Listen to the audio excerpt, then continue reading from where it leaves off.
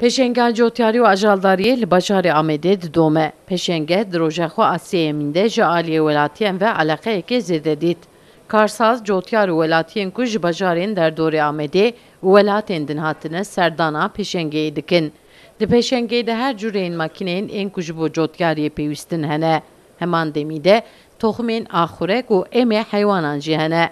Li gorî berpirsên jorên pişesazî û bazirganiyan, bi saya pêşengehan, kampanya malên xwe didin nasîn, cotyar û karsaz jî malên nû û makîneyên teknolojiya herî dawiyê dibînin.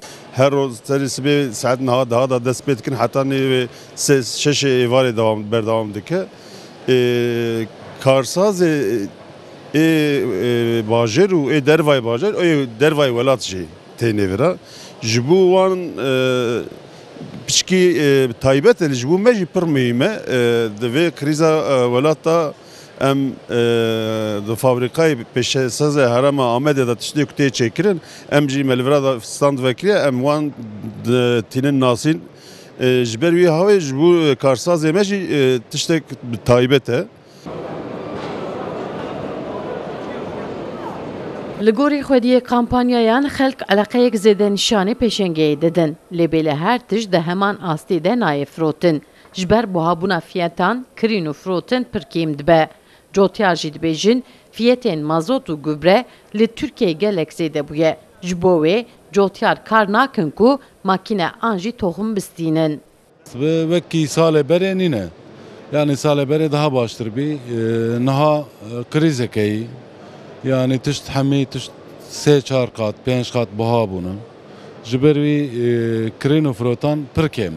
Nevekî berê yani pir kêm tuneyî yani em bibin. Karê me li ser heywana ye vîtamîna mineral vîtamîn ji bo heywanan çê dikin.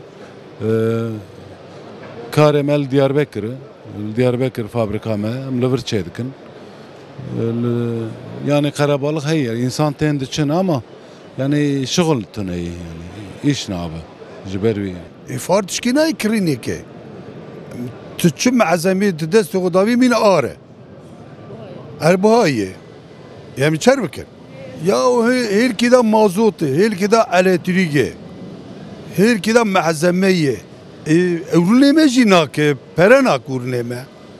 Em çer bikin. Ûrûn pere nekir jûn dest em ê çer bikin. Yani em çi dikin em zirarê dikin. Em karkî nakin kê têda.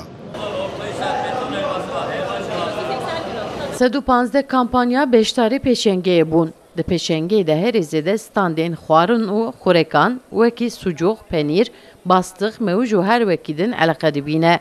Lewra hin kampanya ji bo tamkirina xwarinê perçeyên piçûk îkramê welatiyan dikin. Welatî jî pêdiviyên xwe bi kîloyan distînin. Pêşenge wê du rojên din jî bidome. Sevda Kaplan, Kurdistan TV, Amed.